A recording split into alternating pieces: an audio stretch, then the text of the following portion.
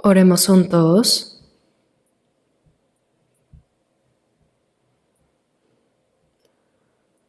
Nuestro Dios Padre, santo y misericordioso, que nos amas.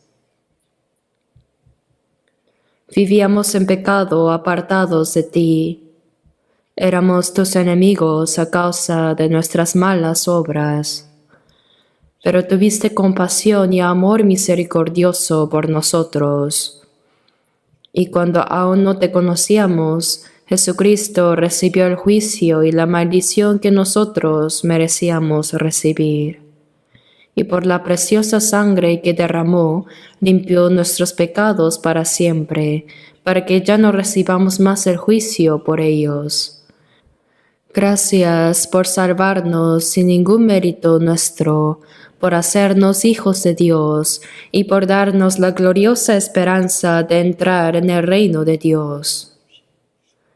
En esta hora, Señor, nosotros, los redimidos por tu preciosa sangre, estamos reunidos delante de ti para alabar la gracia y el amor de Dios, para aprender tu palabra y tener comunión en la congregación de los santos salvos. Creemos que ahora estás también entre nosotros. Por favor, examínanos y sosténnos más con tu mano misericordiosa de poder. Y si entre nosotros todavía hay quienes no pueden obedecerte plenamente, por favor concede tu misericordia y sosténnos con tu gracia, palabra y el poder del Espíritu Santo, para que vivamos el resto de nuestras vidas sin vergüenza como corresponde a los hijos de Dios, para tu voluntad y para tu gloria. Para esto, renuévanos y llénanos más con tu gracia, palabra y el poder del Espíritu Santo. A todas nuestras iglesias en el país, en el extranjero y a todos los hermanos que están guardando la fe y predicando el Evangelio aún en medio de las dificultades, cuídalos, Señor, y dales tu gracia digna para que no caigan en las adversidades, sino que prediquen con más valentía el Evangelio a fin de que muchas almas se salven en estos últimos tiempos. Este mundo se vuelve cada vez más turbulento y lleno de pecado. Con nuestras propias fuerzas no podemos vencer este mundo malvado, tampoco vivir según tu voluntad. Por eso, Señor, ayuda nuestra debilidad y sosténnos más con tu mano misericordiosa, tu palabra y sabiduría y el poder del Espíritu Santo, para que podamos vivir sin vergüenza como hijos de Dios. Señor, que nos das la gracia y la palabra necesaria en cada momento oportuno, y que nos ayudas por medio del Espíritu Santo, ahora también guíanos para que podamos entender la palabra y tu santa voluntad que quieres revelarnos. Enséñanos lo que debidamente debemos hacer. Oramos en el nombre de nuestro Señor Jesús. Amén. Busquemos juntos la Biblia. Busquemos 1 Corintios capítulo 1. 1 Corintios 1.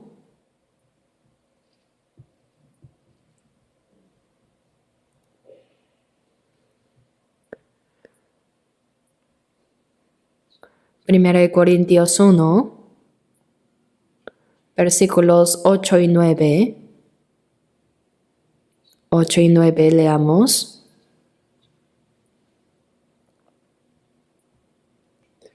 El cual también os confirmará hasta el fin, para que seáis irreprensibles en el día de nuestro Señor Jesucristo. Fiel es Dios, por el cual fuisteis llamados a la comunión con su Hijo Jesucristo, nuestro Señor. Hasta aquí.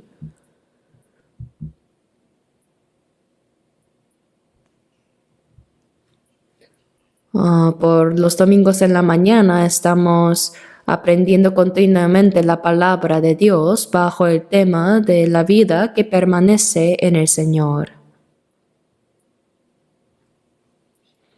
En Juan 15, versículos 3 y 4 dice: ya vosotros estáis limpios por la palabra que os he hablado. Permaneced en mí y yo en vosotros. El Señor recibió en nuestro lugar la maldición y el juicio que nosotros debíamos recibir, y con la sangre que derramó al morir, lavó todos nuestros pecados eternamente y nos hizo limpios. Al entender el Evangelio de esa gracia, nuestra alma fue limpiada.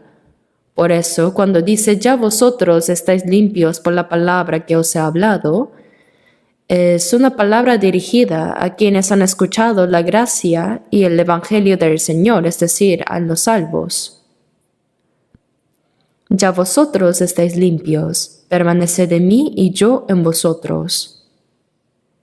El primer mandamiento que el Señor da a la persona que ha recibido la salvación es: permaneced en mí, entonces yo en vosotros. La palabra permanecer quiere decir unión.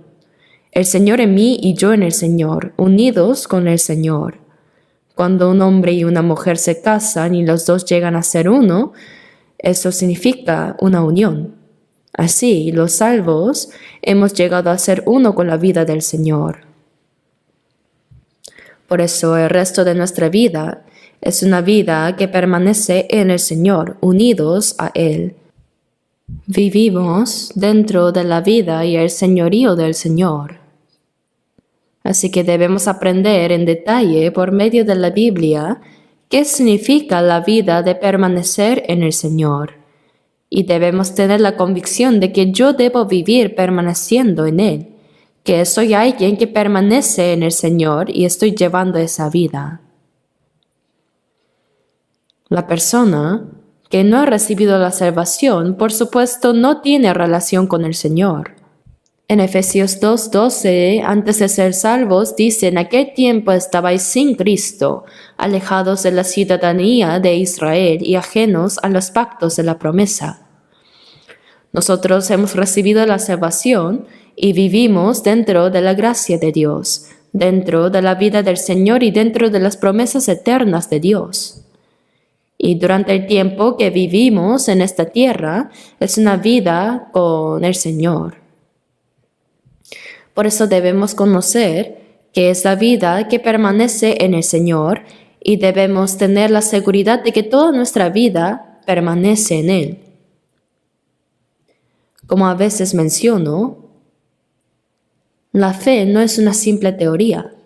La Biblia no nos fue dada para que tengamos solo mucho conocimiento, sino para creer la palabra y para obedecerla y vivir dentro de ella. En Santiago 1:23 y 24 dice: porque si alguno es oidor de la palabra, pero no hacedor de ella, es semejante al hombre que considera en un espejo su rostro natural, pero él se considera a sí mismo y se va, y luego olvida cómo era. Así, uno debe saber delante de Dios cómo es su condición y lo que debe corregirlo, pero lo olvida pronto. Así, cuando escuchamos la palabra, en el momento decimos: sí, la palabra es verdad, es correcta, viviré conforme a la palabra. Este tipo de determinación nace en el corazón, pero al poco tiempo desaparece y uno vive según su propio pensamiento, según lo que le parece bueno. Pero eso no es la vida cristiana. Por eso, cuando aprendemos la Biblia, debemos recibir la palabra de Dios tal como es. El que oye la palabra y no la practica, dice que engaña a sí mismo.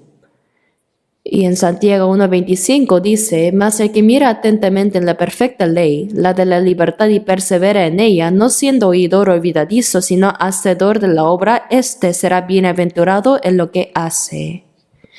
La orden de obedecer es una palabra dirigida a los creyentes salvos. Y cuando obedecemos, allí están prometidas las bendiciones apropiadas de Dios. En Juan 13:17 dice: si sabéis estas cosas, bienaventurados seréis si las hiciereis. Hay muchas palabras así, pero aunque uno escucha la palabra, si no la practica y vive como quiere, eso es considerar a la ligera la palabra de Dios y despreciarla. Si un padre le habla al hijo que ama y le dice: haz esto, entonces el hijo debe decir sí y además obedecerla. Si solo oye y no hace nada, Además de ser un corazón imprudente, será una actitud que menosprecia al Padre. Nosotros creemos en Dios Padre, le damos gracias y servimos a Dios. ¿Y qué es esa vida de servicio? No es servir solo con palabras, sino servir a Dios con nuestro corazón, con nuestra vida y dentro de nuestra manera de vivir. En Filipenses 2, 6 al 8, hablando de Jesús, dice: el cual siendo en forma de Dios, no estimó el ser igual a Dios como cosa que aferrarse, sino que se despojó a sí mismo tomando forma de siervo. Dios llegó a ser como un hombre y se hizo como un siervo. Dice: hecho semejante a los hombres y estando en la condición de hombre, se humilló a sí mismo, haciéndose obediente hasta la muerte, y muerte de cruz. Eso no solo fue para salvarnos, sino que llegó a ser el ejemplo para todos los creyentes salvos. Por eso el apóstol Pablo dijo en 1 Corintios 11:1, sed imitadores de mí, así como yo de Cristo. Después de ser salvos, él obedeció al Señor absolutamente hasta la muerte. Mientras aprendemos la Biblia, debemos conocer y creer qué es la vida de permanecer en el Señor y luego, en cuanto a la parte en la que debemos obedecer, hay que obedecer humildemente conforme a la palabra de Dios. En lo que acabamos de leer en 1 Corintios 1:8 dice: el cual también os confirmará hasta el fin, para que seáis irreprensibles en el día de nuestro Señor Jesucristo. Esta es una palabra dada a los salvos, a los creyentes salvos de la iglesia de Corinto. Dice: en el día de nuestro Señor Jesucristo, es decir, el día en que el Señor vendrá. La última esperanza de los creyentes salvos es el día en que el Señor volverá otra vez. En ese día terminará nuestra vida cristiana en esta tierra, y después entraremos con el Señor en un reino eterno y glorioso. Y en este mundo, cuando termine la obra de la salvación, vendrán la ira y el juicio de Dios sobre todos los que no creen y sobre el mundo. Dice: el día de nuestro Señor Jesucristo. Es un hecho que ese día está muy cerca delante de nuestros ojos. Para Dios un día es como 1000 años, y Él espera hasta que el Evangelio sea predicado en todo el mundo hasta lo último de la tierra. Pero en Mateo 24:14 dice: y será predicado este evangelio del reino en todo el mundo, para testimonio a todas las naciones, y entonces vendrá el fin.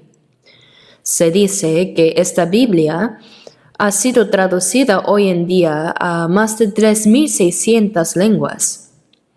En cuanto a lenguas que se pueden traducir, ya ha sido traducida completamente. A través del rápido transporte de los documentos y de los medios de comunicación se ha difundido. El Evangelio ha sido predicado hasta el punto que nadie podrá excusarse diciendo: no creí porque no escuché el Evangelio. Así que la palabra será predicado, este Evangelio del reino de Dios en todo el mundo se ha cumplido en nuestra generación. En Hechos 1:8 dice: me seréis testigos en Jerusalén, en toda Judea, en Samaria y hasta lo último de la tierra. Nuestro país está en el extremo oriente. El evangelio que comenzó en Jerusalén pasó por Roma, Europa y Estados Unidos, dio la vuelta y nosotros que vivimos en el extremo oriente recibimos el evangelio un poco más tarde. De cualquier manera, el evangelio ha sido predicado hasta lo último de la tierra. Que nosotros en estos últimos tiempos hayamos comprendido la gracia de Dios y la salvación es una bendición maravillosa. Por eso dice: el cual también os confirmará hasta el fin, para que seáis irreprensibles en el día de nuestro Señor Jesucristo, en el día de la venida del Señor, ¿no? Somos salvos y dice que Él nos hará irreprensibles. Cuando el Señor venga, los creyentes salvos se reunirán delante del Señor. Y después, por lo que cada uno haya hecho desde que recibió la salvación, dice que pagará a cada uno conforme a sus obras. Habrá alabanza o reprensión también. En Lucas 19:12, un hombre noble se fue a un país lejano para recibir un reino y volver.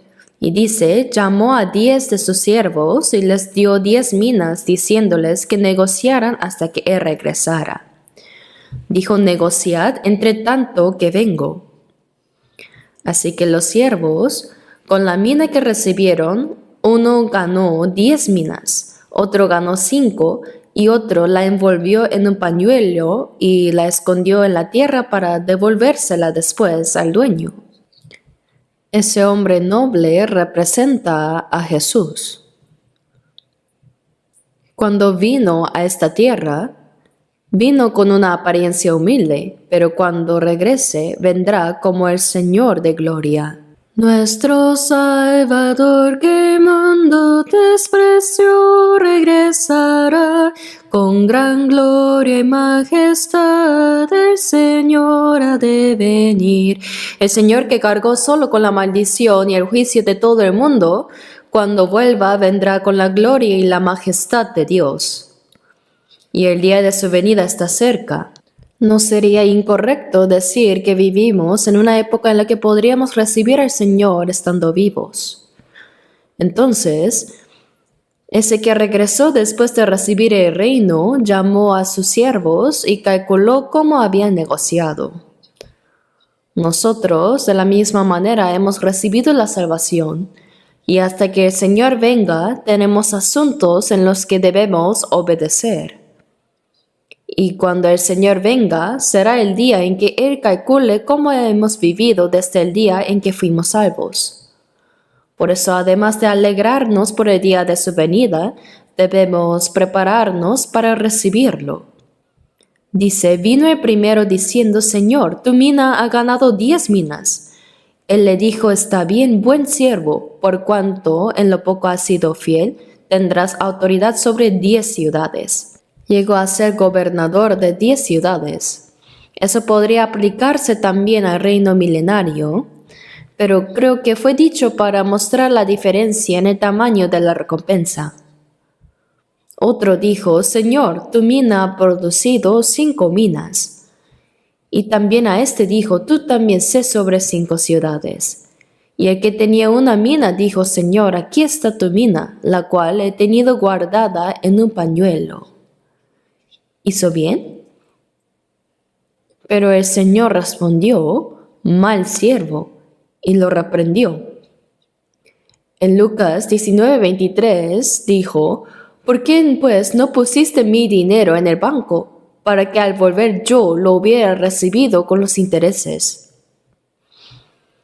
Él lo presentó como si hubiera hecho bien por no perderla y por traerla de vuelta en un pañuelo.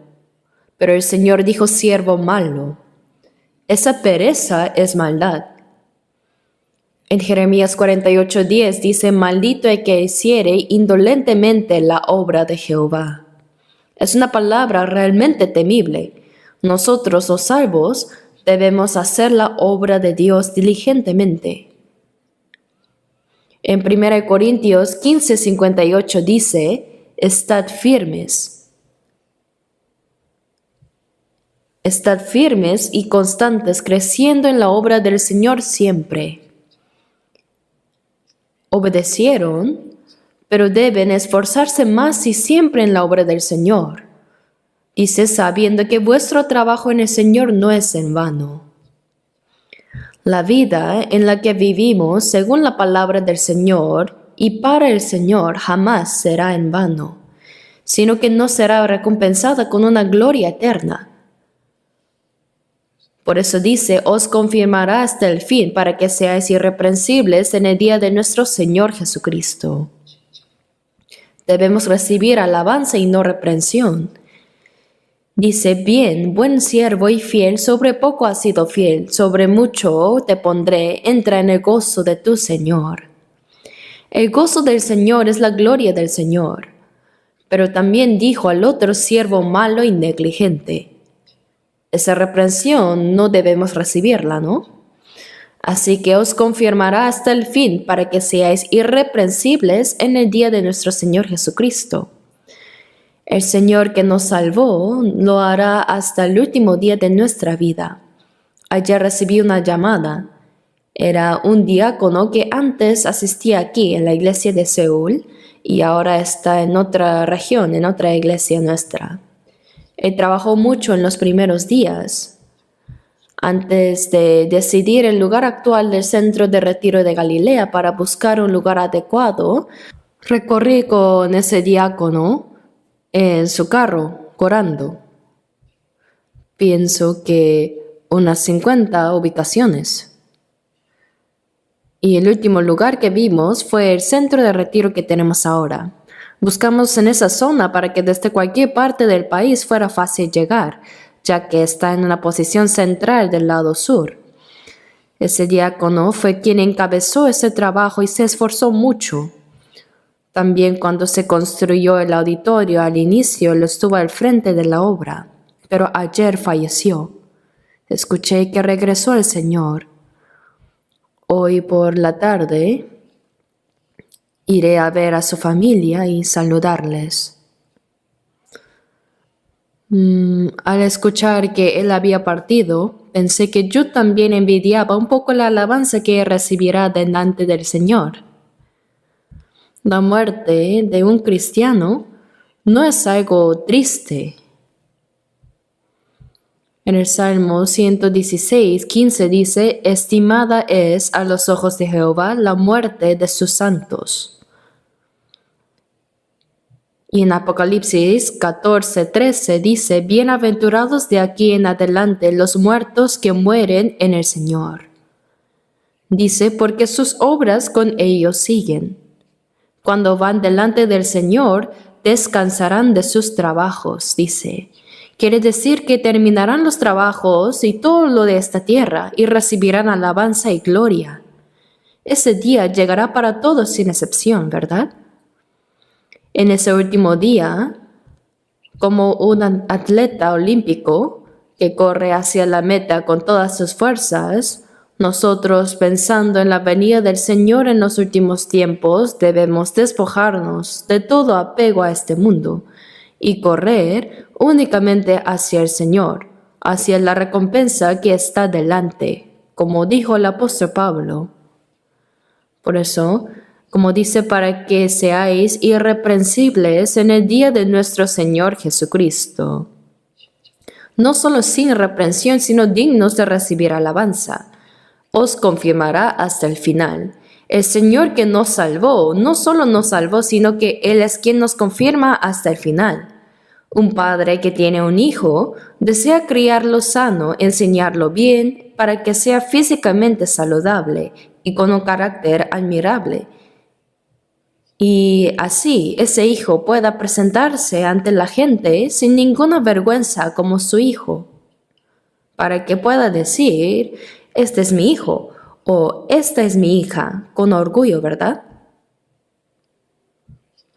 Por eso,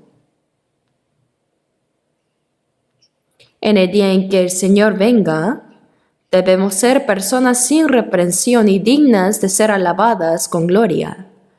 Dice: os confirmaré hasta el fin. El Señor no solo nos salva, sino que también nos renueva y nos afirma día tras día.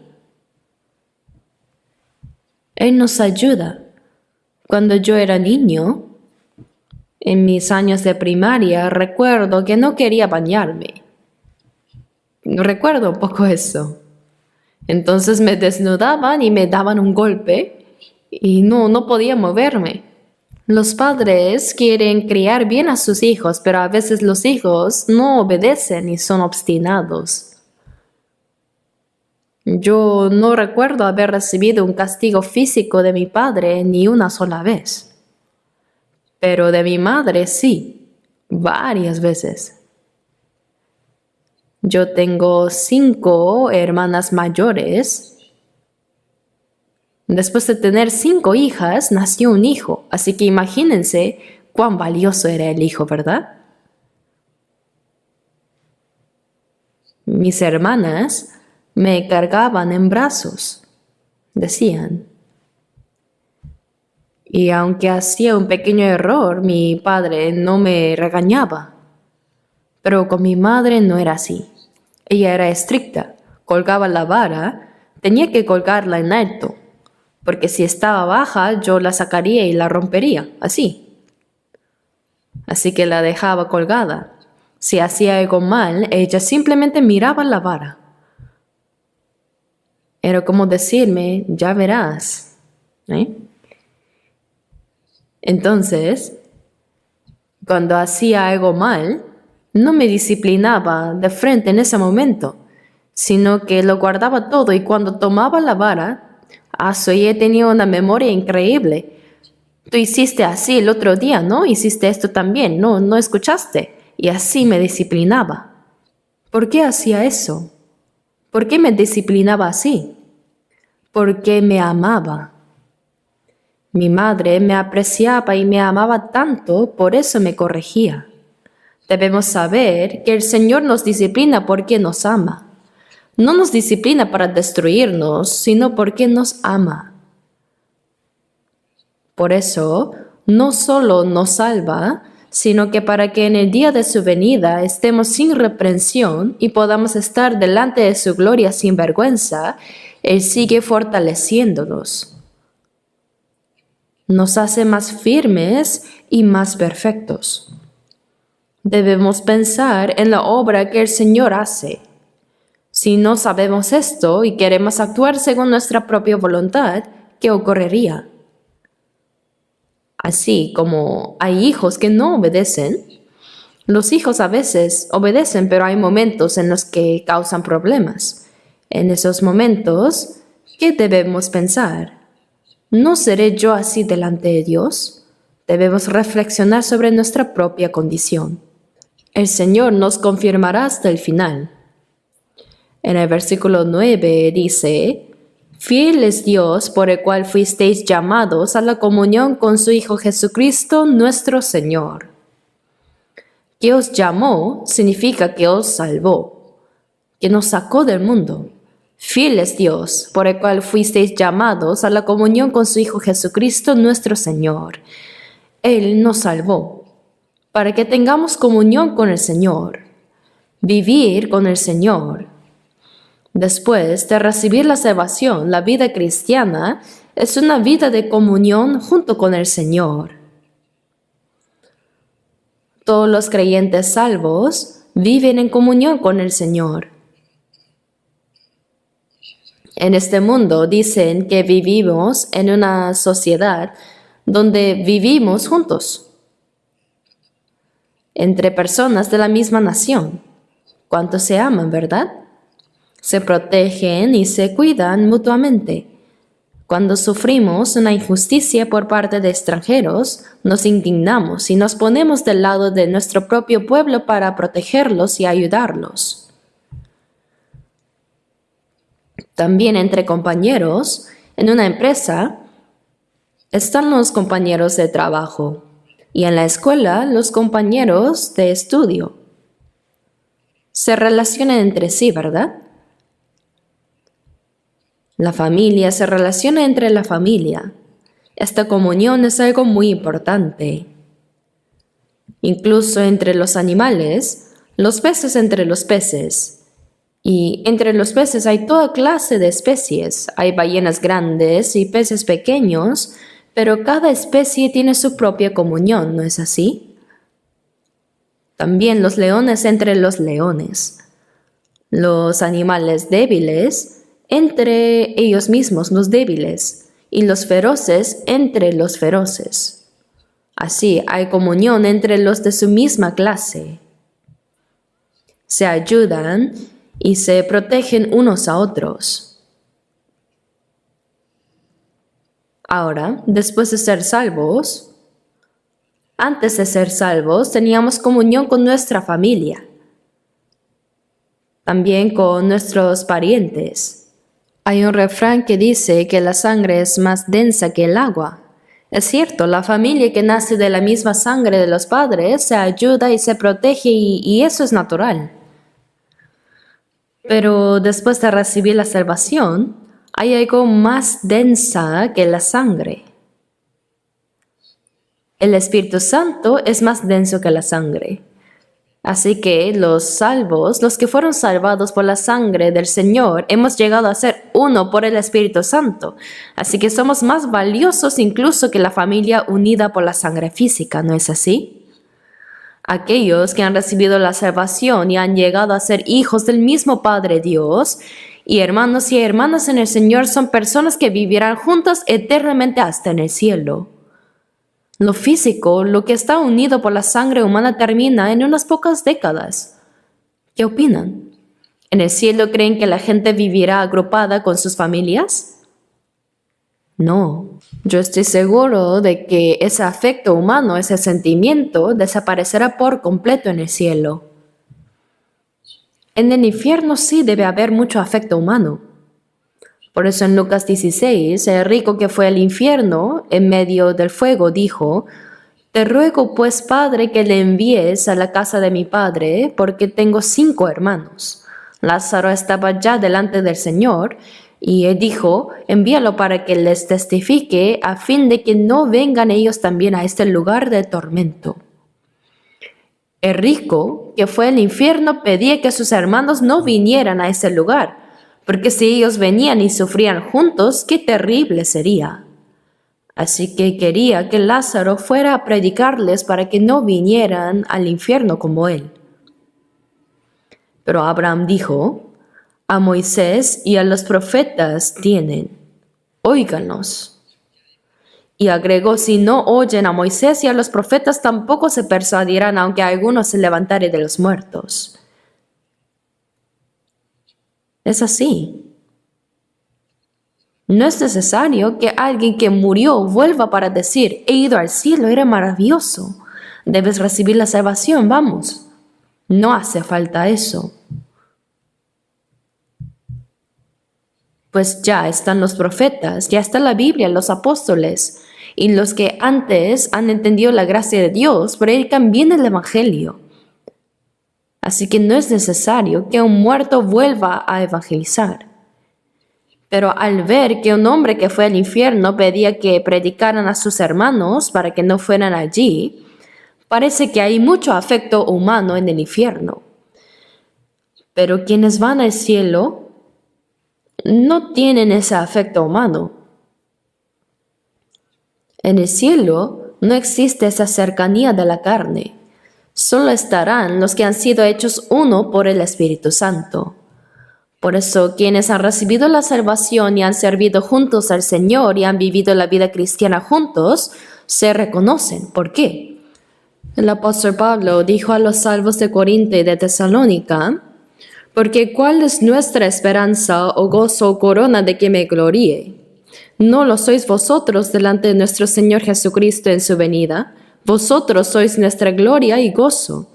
Y en 2 Corintios 2:3 dijo: «Confiando en vosotros todo, que mi gozo es el de todos vosotros». Que sean gozo mutuo significa que se reconocerán unos a otros, ¿verdad? Y en Lucas capítulo 16, desde el versículo 9, dice: «Ganad amigos por medio de las riquezas injustas, para que cuando éstas falten, es decir, cuando todo en este mundo desaparezca, os reciban en las moradas eternas». Hacer que otras almas reciban la salvación con las riquezas de este mundo es igual que ganar amigos con las riquezas injustas, es ganar amigos eternos. Cuando vayamos al cielo, los hermanos y hermanas por quienes uno se esforzó para que recibieran la salvación nos reconocerán y nos recibirán con alegría. Yo, para predicar en el extranjero, visito frecuentemente los lugares donde están nuestras iglesias. Voy a Estados Unidos, Hawái, Hong Kong. A veces cuando llego, muchos hermanos y hermanas están esperándome en el aeropuerto. En algunos lugares vienen incluso con collares de flores y me los colocan al cuello. Me reciben con mucho gozo y me dan la bienvenida. Es realmente agradable. Aunque me da un poco de pena, lo disfruto. Pero si uno llegara por primera vez y nadie viniera a recibirlo, si no hubiera quien lo saludara o recibiera, cuán solo y triste sería. Así, cuando vayamos al cielo, es cierto que el Señor nos recibirá, pero también los hermanos y hermanas con quienes compartimos la vida cristiana, con quienes servimos al Señor y nos esforzamos juntos por la obra de Dios, nos reconocerán y nos recibirán. Sin duda será así. Por eso cuando todo en esta tierra desaparezca, los hermanos con quienes compartimos comunión y a quienes ayudamos para que fueran salvos, serán nuestra alegría en ese día y nos recibirán tal como está escrito. Por eso quienes son salvos tienen comunión entre sí. Sea que la persona sea pobre o rica, que sea guapo o no, tenga una posición buena en el mundo o no la tenga, eso no importa. Solo por el hecho de haber recibido la salvación nos amamos y tenemos comunión. Nuestros hermanos van a menudo a África, varias veces al año. Hay muchísimas iglesias en alrededor de 34 países de África. Y aunque no debería decirlo así, sus rostros son muy oscuras. Sí, pero son hermosísimas, porque miramos al hombre interior, ¿verdad? No importa cómo sea el rostro ni cómo sea la piel. Trasciende todo lo físico, solo porque han recibido la salvación. Cuando abrazo a los pastores africanos, cuando les doy así un hug, un abrazo, ambos sabemos que somos preciosos hermanos. Es comunión más allá de cualquier condición física. Por eso dice, fiel es Dios, por el cual fuisteis llamados a la comunión con su Hijo Jesucristo nuestro Señor. Comunión. La vida cristiana es una comunión con el Señor, una comunión juntamente con Él. Se llama fellowship. La comunión es realmente importante. La vida cristiana es una vida de comunión. Uno que dice haber recibido la salvación pero no tiene comunión con los cristianos, con los salvos, con los hermanos, es algo realmente extraño. No sé si realmente habrá recibido la salvación, pues si uno nace bajo los mismos padres, hermanas mayores, hermanos, tíos, tías se relacionan bien, ¿verdad? Y cuando hay dificultades se ayudan y conversan. Es diferente de los extraños. Después de recibir la salvación, hemos sido hechos uno por la sangre preciosa de Jesús, que es más valiosa que la sangre familiar, y hemos sido unidos por la vida eterna y por el Espíritu Santo. ¿Cuán precioso es eso? Pero por un pequeño problema, si los hermanos se ofenden entre sí y no se hablan o se odian o pelean, esas cosas no deberían existir, ¿verdad? Veamos 1 de Juan 1. 1 de Juan, capítulo 1, versículos 3 y 4. Leamos juntos 1 de Juan 1, versículos 3 y 4. Leamos. Lo que hemos visto y oído, eso os anunciamos, para que también vosotros tengáis comunión con nosotros, y nuestra comunión verdaderamente es con el Padre y con su Hijo Jesucristo. Estas cosas os escribimos para que vuestro gozo sea cumplido. Aquí dice, lo que hemos visto y oído, eso os anunciamos. El que escribió 1 de Juan es el apóstol Juan, uno de los 12 discípulos de Jesús. Él fue el discípulo más joven y el que recibió más amor del Señor. Cuando Jesús murió en la cruz, él estuvo allí hasta el pie de la cruz junto con María, la madre del Señor. Y después de que Jesús muriera, fue Juan quien recibió a María en su casa. Durante mucho tiempo estuvo en la iglesia de Éfeso como evangelista, y más tarde fue desterrado a la isla de Patmos, donde recibió el Apocalipsis. El apóstol Juan escribió el Evangelio de Juan y las epístolas primera, segunda y tercera de Juan y Apocalipsis. Es decir, él escribió 5 libros de la Biblia: el Evangelio de Juan, primera, segunda y tercera de Juan y el Apocalipsis. El Evangelio de Juan fue escrito para que creyendo que Jesús es el Cristo reciban la salvación.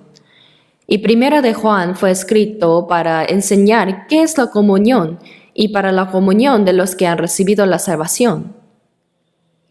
Y el Apocalipsis fue escrito para mostrar cuál es la esperanza eterna final de los salvos verdaderos. Esto fue escrito para que también vosotros tengáis comunión con nosotros. Dice, lo que hemos visto y oído, eso os anunciamos, para que también vosotros tengáis comunión con nosotros. Lo que ellos vieron y oyeron mientras vivían con el Señor, lo dijeron para que tengáis comunión con nosotros. La comunión, después de recibir la salvación, es algo sumamente valioso. Más allá de todas las condiciones físicas, un solo Padre Dios, hermanos en la fe. La misma esperanza, el mismo propósito de vida. ¡Cuán preciosos son! Por eso hay comunión. Comunión y compañerismo significan lo mismo. Nuestra comunión verdaderamente es con el Padre y con su Hijo Jesucristo, dice. Nuestra comunión no se centra en la persona que habla mejor, ni en alguien destacado según el mundo, ni en alguien rico o especial, sino que el dueño, el Señor de la comunión, es el Padre. Dios Padre y Jesucristo son el centro de la comunión. Dice con el Padre y con su Hijo Jesucristo. Es una comunión santa. ¡Cuán preciosa es esta palabra! Dice, estas cosas os escribimos. Esta comunión de los salvos con el Dios Padre, con Jesucristo y entre los creyentes salvados, dice para que vuestro gozo sea cumplido. Cuando uno entiende esta comunión, realmente se llena de gozo. En Salmo 16:3 dice, para los santos que están en la tierra y para los íntegros es toda mi complacencia. En este mundo tenemos cosas en las que podemos alegrarnos. Algunas personas nacen en un ambiente muy favorable, viven cómodamente con sus padres y lo disfrutan, mientras que otros se alegran porque tienen mucho dinero y son ricos. Otros se alegran porque son más bien parecidos que otros. Hay muchas condiciones físicas por las que uno podría alegrarse. Pero ¿qué es lo que alegra mucho más a los creyentes salvos?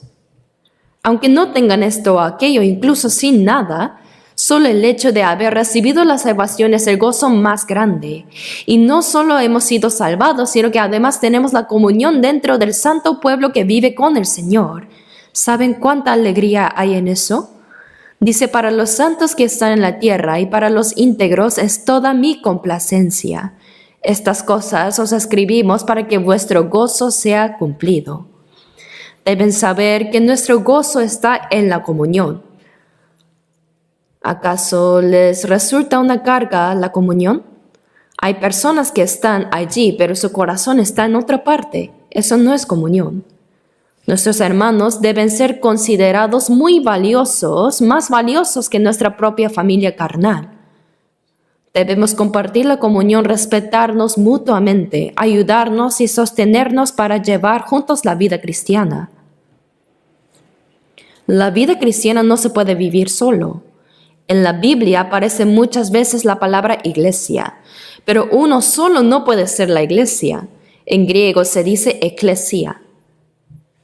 Los llamados fuera.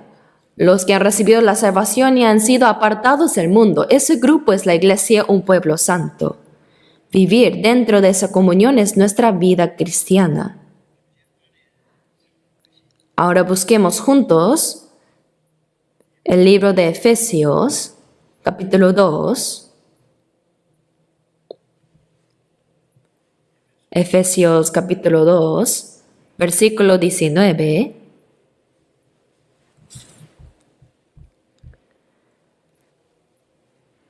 Leamos juntos. Así que ya no sois extranjeros ni advenedizos, sino conciudadanos de los santos y miembros de la familia de Dios. Así que ya no sois. El apóstol Pablo está hablando a los salvos de Éfeso Y es una palabra dada también a nosotros en este momento.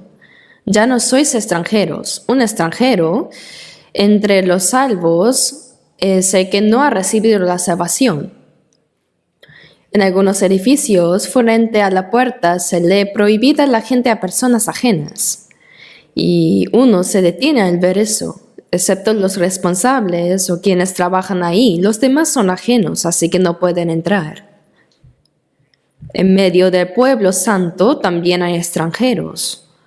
El que no ha sido salvo es extranjero todavía. Antes de recibir la salvación, los judíos pensaban que solo ellos eran el pueblo escogido de Dios y que los gentiles eran extranjeros. Por eso en Efesios 2 dice que en aquel tiempo estabais sin Cristo, alejados de la ciudadanía de Israel, pero ahora ya no sois extranjeros ni advenedizos. Es decir, no somos huéspedes, sino dueños todos nosotros, sino conciudadanos de los santos y miembros de la familia de Dios. Somos ciudadanos del mismo reino eterno. En Filipenses 3:20 dice: mas nuestra ciudadanía está en los cielos. Los que hemos recibido la salvación somos ahora ciudadanos del reino de los cielos. Una persona nacida en Corea tiene la ciudadanía coreana y puede andar con confianza. Incluso si tiene algún problema en el extranjero, el gobierno de Corea toma responsabilidad, protege y resuelve sus problemas. ¿Por qué? Porque es ciudadano coreano. Cada país tiene una ciudadanía, ¿verdad? Los que tienen ciudadanía estadounidense lo consideran un gran orgullo. Pero, en realidad nosotros tenemos la ciudadanía más hermosa. ¿Sabían que en chino la palabra Estados Unidos se escribe con el carácter hermoso? Mientras que los japoneses usan el carácter que significa arroz. No sé por qué, tal vez porque producen mucho arroz o porque quieren comérselo. Pero en fin, el verdadero país hermoso es el cielo eterno. En el reino celestial tan hermoso, cuán fragantes son sus flores. Allí el río de agua de vida fluye como río, y el árbol de la vida da fruto cada mes. Ese país hermoso es el cielo. Nosotros tenemos la ciudadanía del reino de Dios. Nuestra ciudadanía está en los cielos, ¿verdad? Somos conciudadanos. La ciudadanía terrenal terminará dentro de poco, pero los ciudadanos del cielo vivirán juntos eternamente. Dice, y miembros de la familia de Dios. Quiere decir que ahora somos una sola familia. Después de recibir la salvación, tenemos la misma fe, esperanza y el mismo propósito de vida. Nuestra esperanza es ir al cielo eterno y vivir ahí con Dios. Esa esperanza es la misma. Miembros de la familia de Dios. Estamos unidos de esa manera, entonces ¿cuán preciosos somos? Entonces, por un pequeño problema, no se odien, ¿sí? No peleen, ¿ya? No sé exactamente de qué dialecto es, pero bueno, no lo hagan. No hagan eso. En una familia, aun entre los que son bebés, los que se orinan, los traviesos que están creciendo, todos se abrazan, se ayudan y se cuidan. Entre los salvos también hay quienes han avanzado en la fe y otros que son más débiles, y otros que aún son jóvenes espiritualmente. Por eso debemos sostenerlos a todos con el amor del Señor. Si por un pequeño error o alguna falta de educación uno empieza a odiar y a rechazar al otro, eso no es amor. Por eso en el Señor ya no sois extranjeros ni advenedizos, sino conciudadanos de los santos. Somos ciudadanos del cielo y miembros de la familia de Dios. No deben olvidar eso. Deben saber cuán preciosa es nuestra comunión. Por eso en Efesios 4:3 dice, solícitos en guardar. ¿Qué cosa? ¿Guardar qué? Ya lo han leído muchas veces, así que lo saben, ¿verdad? ¿Saben? Solícitos en guardar la unidad del Espíritu en el vínculo de la paz. Tenemos la misma vida, la misma esperanza, el mismo propósito de vida, todo está unido. El Espíritu Santo nos ha hecho uno. No dice háganse uno, sino guarden la unidad del Espíritu. Guarden lo que ya unió el Espíritu, quiere decir. ¿Por qué dijo que lo guardemos bien? Porque el diablo ya no puede quitar nuestra salvación. En Juan 10:28 dice, y yo les doy vida eterna y no perecerán jamás. El que ha recibido la salvación nunca perece. Si hace algo incorrecto, puede recibir disciplina, pero no perecerá. Pero no debemos pensar, entonces, aunque haga algo malo, no importa. Dice, nadie las arrebatará de mi mano. Un salvo está en la mano del Señor. Habiendo sido comprados con su sangre, Él no nos soltará. El Señor, con su muerte y su sangre derramada, nos compró a un precio muy alto. Estamos en su mano. El diablo no puede arrebatarnos. Mi Padre que me las dio es mayor que todos y nadie las puede arrebatar de la mano de mi Padre. Estamos en la mano de Jesús, en la mano del Padre con doble y triple protección. Aunque un ladrón internacional pudiera excavar para robar un tesoro del sótano del Banco de Corea, el diablo jamás podrá arrebatar el alma de los que ya han recibido la salvación. Dice, de mi mano. Dice, de la mano de mi Padre. Nadie puede arrebatarnos. Es por eso que las almas de los que han recibido la salvación no pueden ser arrebatadas. Eso está totalmente garantizado. Algunos dicen, incluso una persona que ha nacido de nuevo, si hace algo malo, irá al infierno. Suena convincente, pero no es verdad. Pero si alguien piensa, como no iré al infierno, puedo vivir como quiera, entonces se debe dudar si esa persona realmente ha renacido o no. Una persona verdaderamente renacida no perece jamás, pero aunque el diablo no pueda arrebatar el alma, ¿qué puede hacer? Puede convertir a esa persona en alguien inútil. Puede volverla inútil delante de Dios. En el mundo podrá hacer grandes cosas y recibir elogios de la gente, pero delante de Dios puede convertirse en alguien inútil. ¿Cómo alguien se vuelve inútil? Cuando se separa de la comunión. ¿Saben cuán preciosa es la comunión? En nuestra vida cristiana, la comunión, el compañerismo, no es algo opcional, es absolutamente esencial. Si uno se separa de la comunión, eso ya no es vida cristiana. Aunque uno diga, vivo correctamente, hago grandes obras, soy muy bueno separado de la comunión, eso no tiene relación con Dios. La vida cristiana es vivir dentro de la comunión del Señor. Por eso, si uno se aparta de la comunión, no puede recibir la protección ni el dominio de Dios. La fe no podrá crecer y no podrá hacer nada para el Señor. En Juan 15:5 dice, porque separados de mí nada podéis hacer. Separados de la comunión no se puede hacer nada. Toda nuestra vida cristiana se vive dentro de la comunión.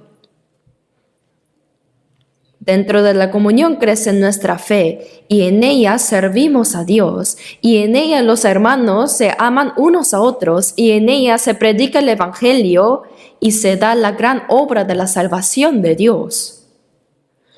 Todo esto sucede dentro de la comunión. Si uno se aparta de ella, hablando en términos del mundo, no vale nada. No es absolutamente nada. Separados de mí, nada podéis hacer. Algunos creen que porque hacen muchas obras buenas en el mundo, porque trabajan mucho en sus negocios o todo les va bien, eso significa que están haciendo bien. Pero sin Dios, ¿qué es todo eso? ¿Qué tiene que ver con Dios? En el mundo hay muchas personas que hacen obras buenas. ¿Eso es excelente y valioso? Separado de la comunión, incluso eso puede convertirse en algo que se opone a Dios. Por tanto, el Espíritu Santo nos hace entender la gracia de Dios para recibir la salvación y luego une a los creyentes salvos por medio del Espíritu Santo para formar la iglesia que es el cuerpo de Cristo. Allí recibimos abundante gracia y vida y nuestra fe crece. Fuera de esa comunión, uno no puede crecer solo en la fe.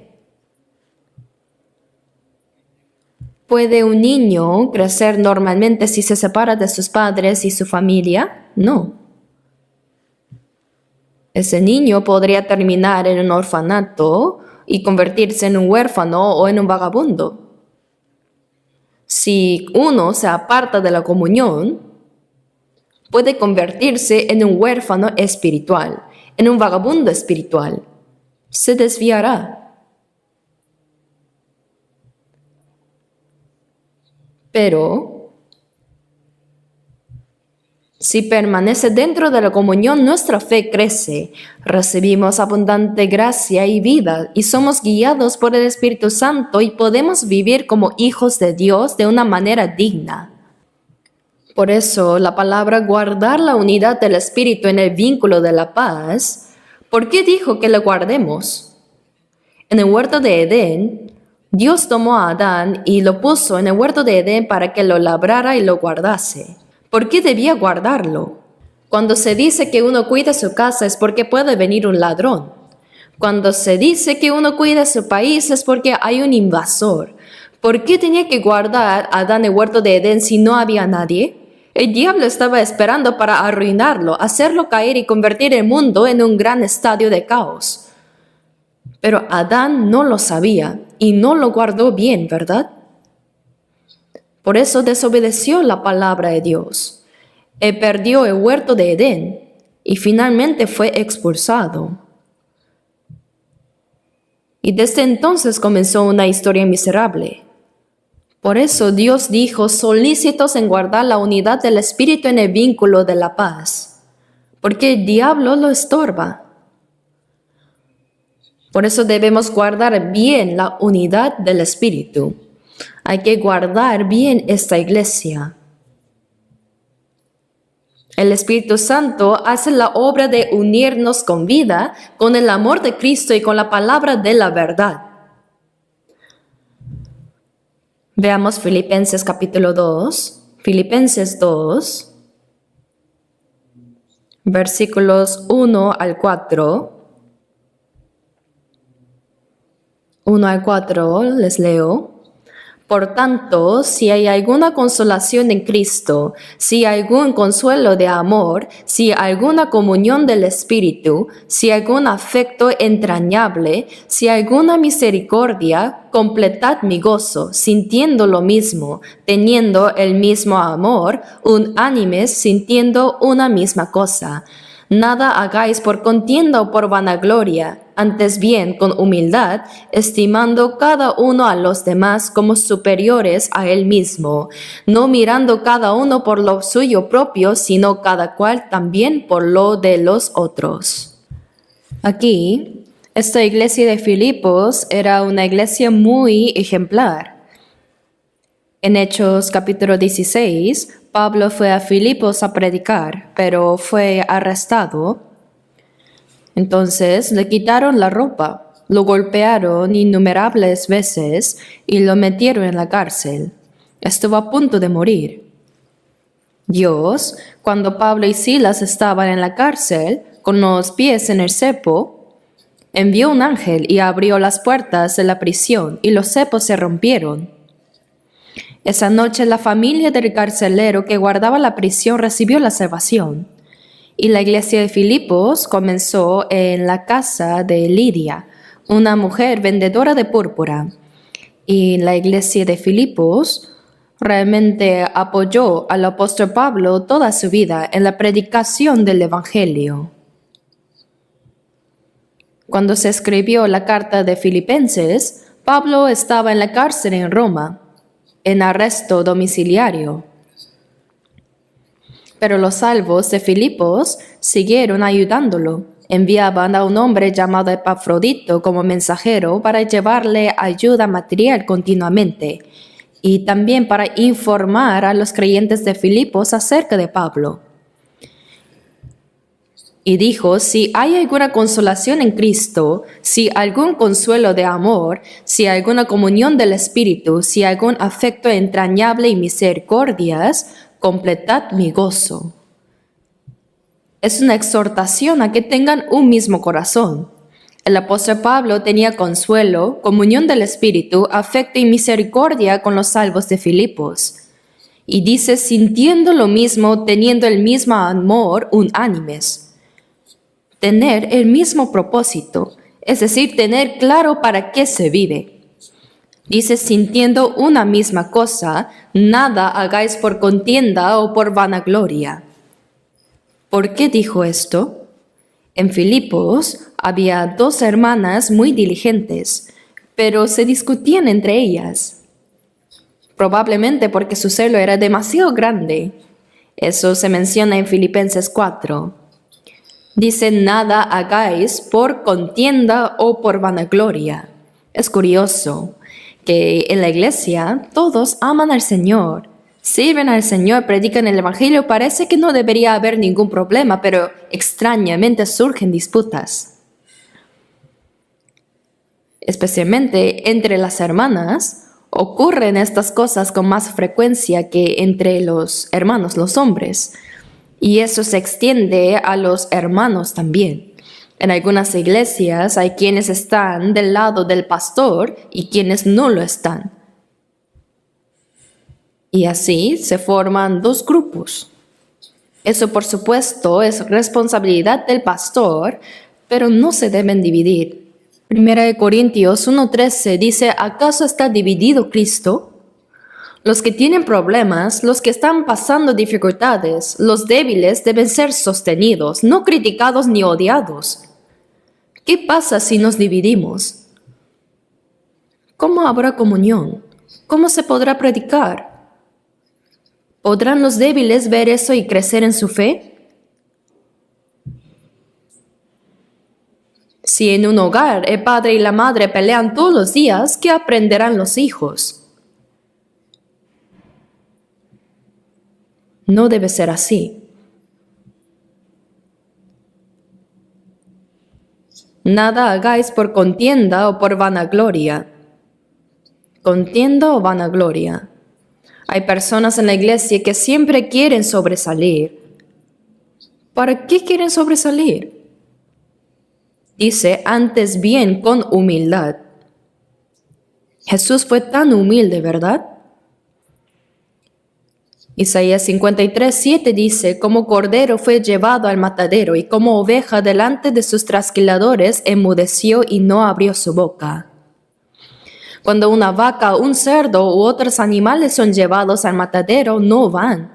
Saben que van a morir, por eso se resisten, se niegan, forcejean y gritan. Pero la oveja va aún sabiendo. He visto varias veces cómo sacrifican una oveja. Solo le atan ligeramente las patas delanteras, ponen un recipiente, colocan allí su cuello y al clavarle el cuchillo, la sangre comienza a brotar abundantemente. La oveja solo derrama lágrimas, emite un gemido suave y permanece quieta.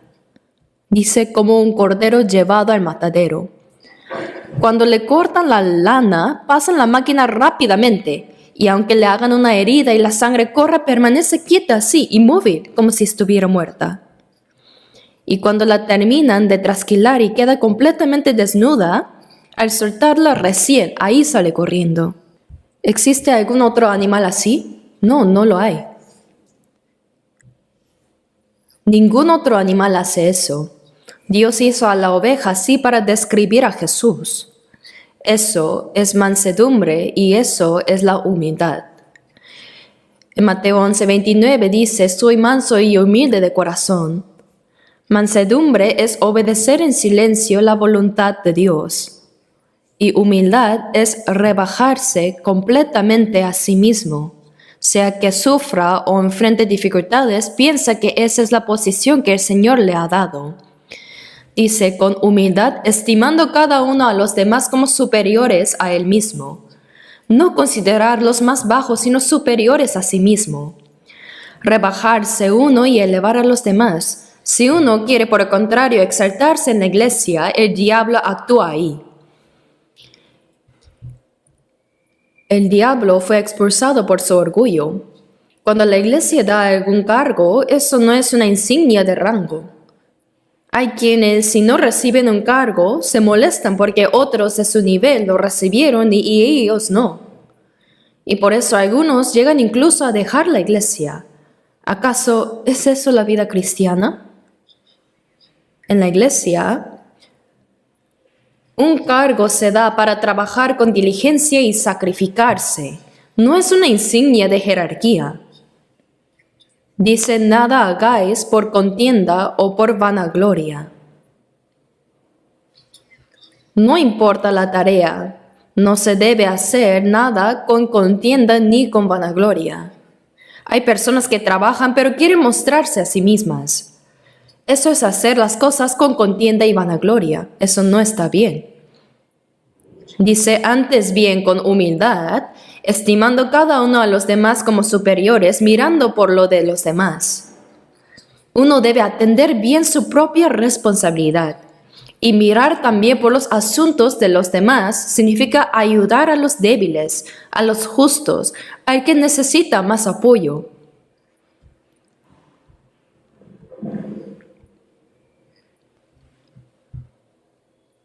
Por eso en Efesios 4:13 dice, hasta que todos lleguemos a la unidad de la fe y del conocimiento del Hijo de Dios, a un varón perfecto a la medida de la estatura de la plenitud de Cristo. Dice, a la unidad de la fe y del conocimiento a un varón perfecto, a la medida de la estatura de la plenitud de Cristo. Esto es el crecimiento de la iglesia. Llegar a ser más perfecta y crecer.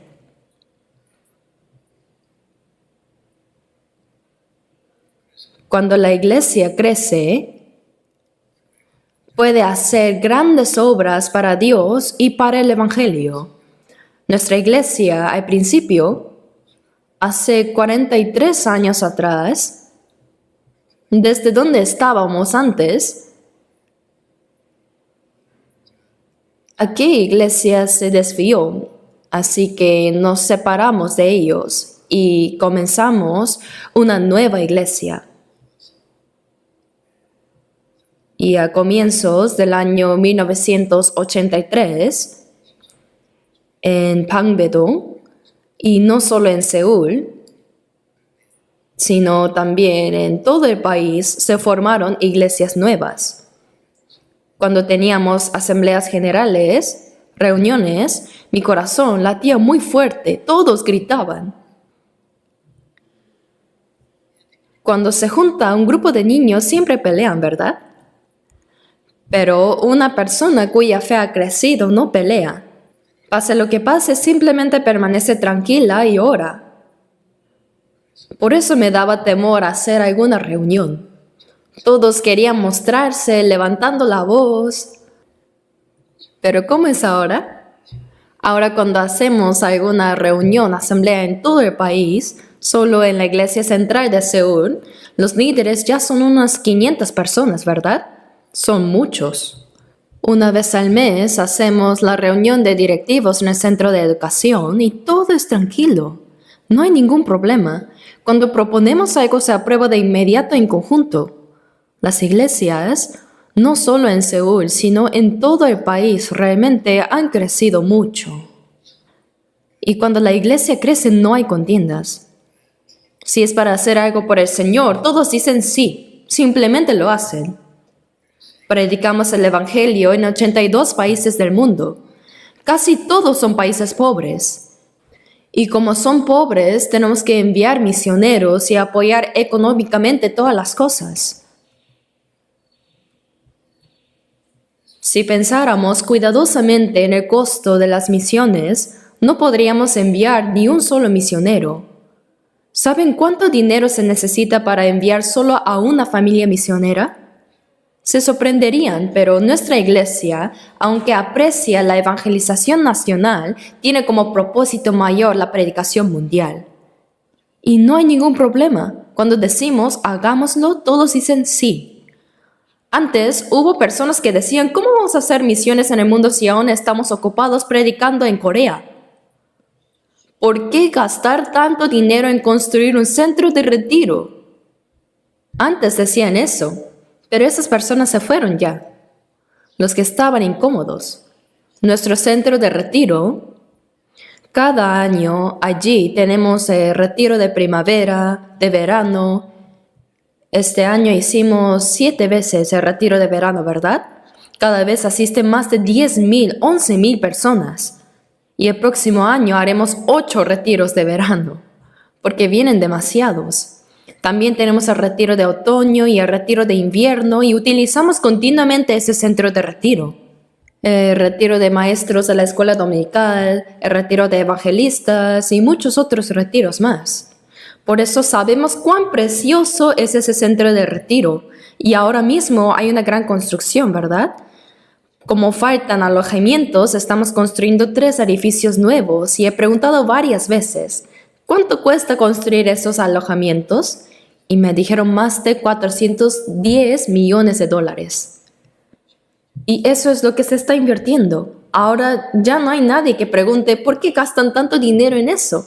Porque todos saben cuán importante es el centro de retiro. Es ahí donde más personas reciben la salvación durante el año.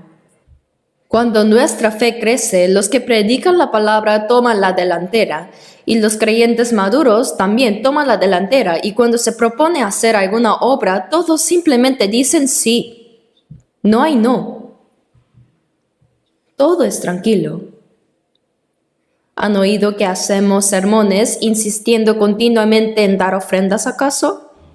No. ¿Han escuchado así? No.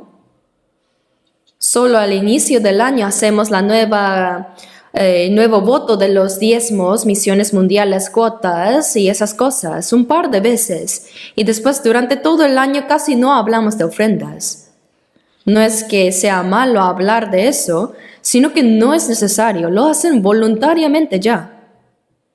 No necesitan que se les obligue, lo hacen bien aún sin decirles. Cuando la fe crece, no se hace porque alguien les diga que lo hagan, sino que cada uno entiende lo que debe hacer. Con todo tu corazón y con todo tu alma y con toda tu mente y con todas tus fuerzas. Así servimos al Señor. Eso es la evidencia de cuánto ha crecido la fe de nuestra iglesia. Nosotros hacemos misiones mundiales en 82 países con aproximadamente 1,190 iglesias. Siempre olvido el número exacto, pero por más que lo vea, no existe otra organización evangelística que haga misiones mundiales tan activamente como nosotros. Creemos que Dios nos ha encomendado la predicación mundial en los últimos tiempos. Por eso nuestra responsabilidad es aún más grande y queremos hacerlo con todas nuestras fuerzas y con la mayor dedicación. En esos países pobres y con tantas necesidades, hay que construir iglesias, centros de retiro, se necesita dinero para la obra evangelística, para la educación de los hijos de los misioneros y para muchas otras cosas más. Y casi todo eso debe ser respaldado desde Corea.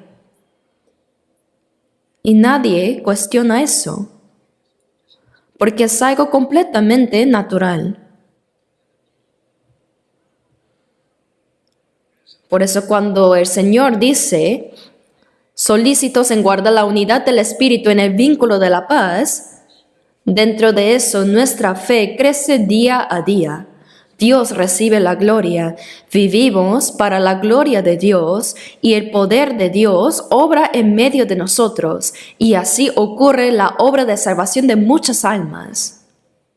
¿No está pasando eso ahora en nosotros? Aquí en la iglesia de Seúl, Tan pronto como construimos este templo e hicimos la inauguración, cada año establecimos una iglesia en completa autonomía.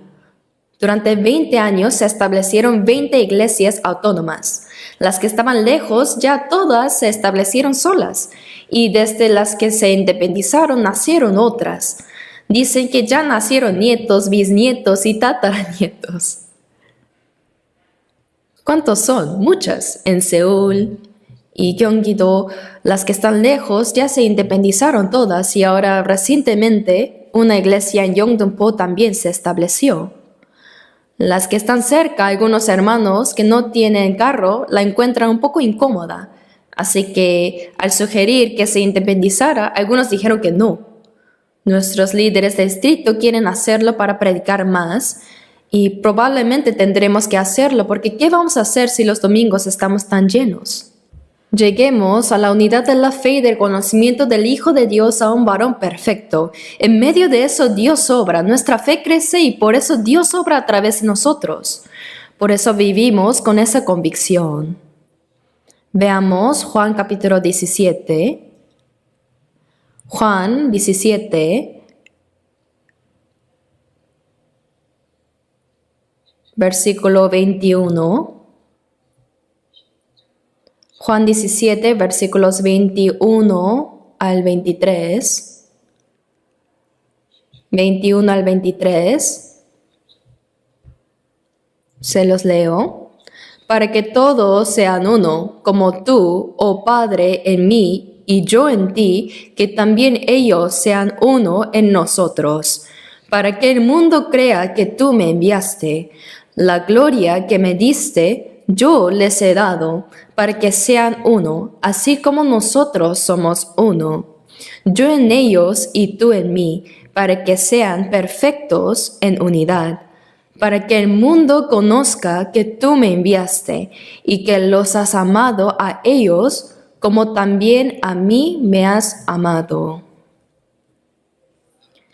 Aquí, este es el contenido de la larga oración que Jesús hizo la última noche antes de morir en la cruz. En el monte Getsemaní, Él hizo esta última oración. Y en medio de ella, Jesús dijo, como tú, oh Padre, en mí y yo en ti, que también ellos, no solo los discípulos, sino también los salvos, sean uno. Que sean uno en nosotros, dice. Esta expresión de estar unidos y estar en Él aparece repetidamente. Entonces, ¿cuán importante es ser uno en el Señor? Para que el mundo crea que tú me enviaste. Cuando los salvos son uno en el Señor, el Evangelio es anunciado a todo el mundo. Y la gente del mundo ve eso y llega a creer que Dios está obrando en medio de ellos. Por eso dice, para que el mundo crea que tú me enviaste. La gloria que me diste, yo les he dado para que sean uno, así como nosotros somos uno. Jesús dijo que la gloria que el Padre le dio, la gloria de Dios, Él la dio a los salvos. La gloria que Dios dio a Cristo, Él también nos la dio. En Romanos 8, versículos 17 y 18 dice, y sí, hijos también herederos, herederos de Dios y coherederos con Cristo.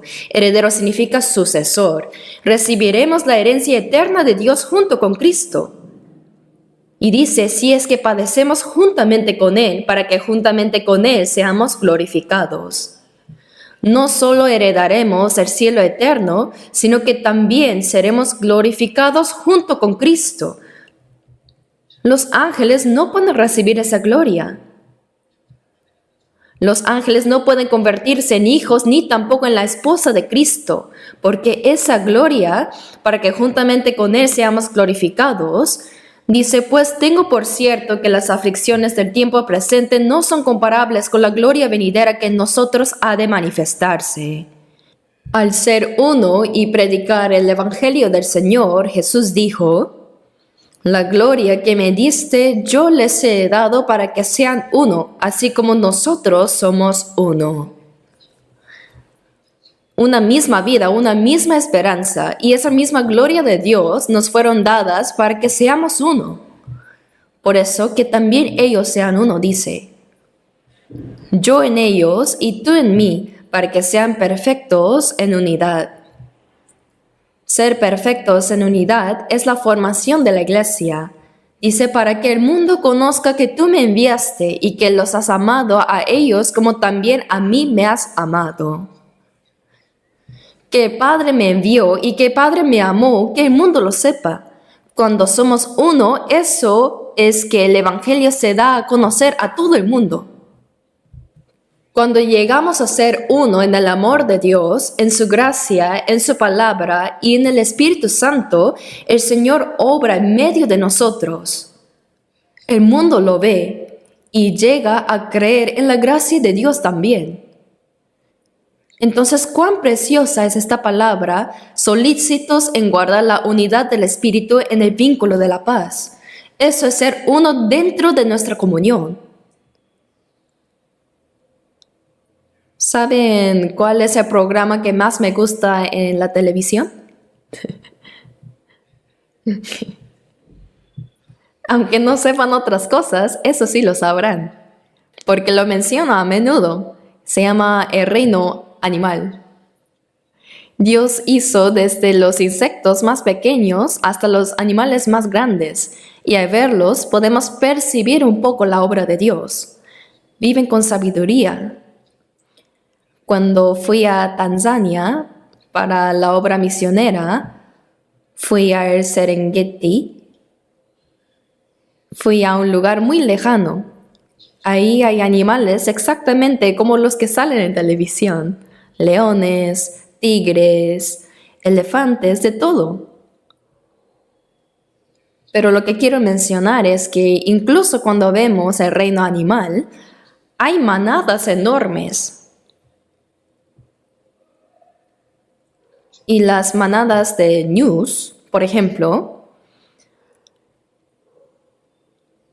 alrededor de ellas siempre están los depredadores, los leones, hienas, leopardos rodeándolos. ¿Por qué? Solo esperan a que algún rezagado o algún débil se separe. Siempre mientras estén dentro de la manada, los depredadores no pueden atacar. Pelean con todas sus fuerzas y si se descuidan, incluso un león puede morir. Si le dan un golpe con los cuernos, puede morir. Por eso, mientras permanecen en la manada, ponen a las crías y a los débiles en el centro, y los demás los rodean, y así no pueden ser atacados. ¿Lo han visto? Por eso los depredadores siempre tratan de dispersar la manada. Si logran dispersarla, atacan al débil y se lo comen. Al débil, al que cojea, a los pequeños. Mientras uno está dentro de la comunión, dentro de la manada, está seguro. Incluso una cría recién nacida, si está dentro, recibe protección. Al ver eso, pensé nuevamente, cuando los creyentes débiles están dentro de la comunión, reciben la protección. El Señor los guarda. El diablo solo está vigilando a los que se apartan de la comunión, siempre tratando de dispersarlos, y si se dispersan, atacan al débil. Por eso debemos recibir protección dentro de la comunión. Debemos guardar la unidad del Espíritu. Si no la guardamos y nos dividimos, Dios no puede obrar en medio de nosotros, y no podemos recibir protección. Y por medio de Satanás, nuestra fe puede derrumbarse y la obra de Dios puede estropearse. Por eso es tan importante guardar la unidad del Espíritu en el vínculo de la paz. Hablando así, no puedo mencionar todo lo que quería decir hoy, pero la próxima vez seguiré compartiendo. Hay que entender bien qué significa vivir permaneciendo en el Señor y debemos aprender continuamente cómo vivir dentro de esta comunión que nos ha permitido Dios. Oremos juntos. Nuestro Dios Padre misericordioso, En estos últimos tiempos que tú has determinado, gracias por salvarnos y separarnos santamente primero a nosotros.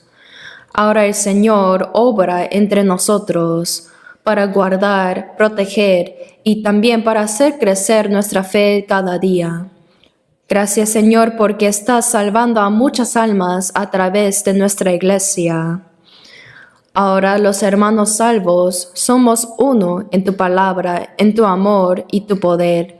Queremos formar el cuerpo del Señor y predicar más fuertemente tu evangelio para que muchas almas reciban la salvación. Señor, si entre nosotros hay hermanos débiles o en dificultades, haznos proteger y guardar los unos a los otros. Guíanos para que nadie tropiece en el camino. Confiando todo esto en tus manos misericordiosas, hemos orado en el nombre de nuestro Señor Jesús. Amén.